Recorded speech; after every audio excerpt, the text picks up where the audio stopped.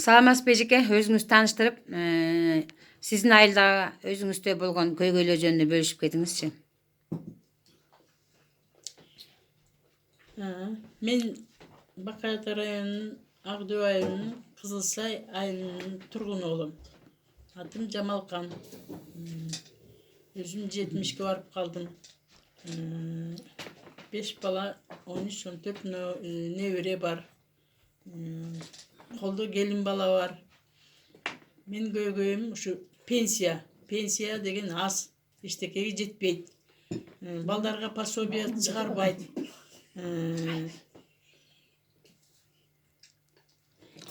Жаккан көмүрүбүз, светибиз кымбат.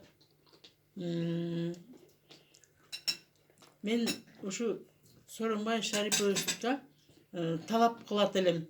Ушу айлык пенсияны көбөйтүп, балдардын пособиясын 5000ден кем кылбай, энелик капиталды 300 миң кылса, ошол жакшы болот эле.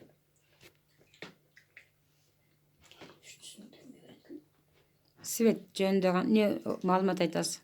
Свет кымбат. Светти ай сайын 4-5 миң төлөйбүз. Светсиз жашоо жок. Тамак аш, үй жылыткан.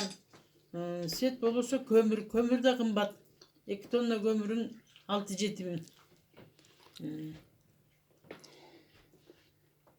Светти арзандатып, мурда сайдоаны 1 тыйын болсо 3 тыйын дейт. Мен мейли 3 тыйын болсо 5 эле тыйын кылып арзандатып берсин элге.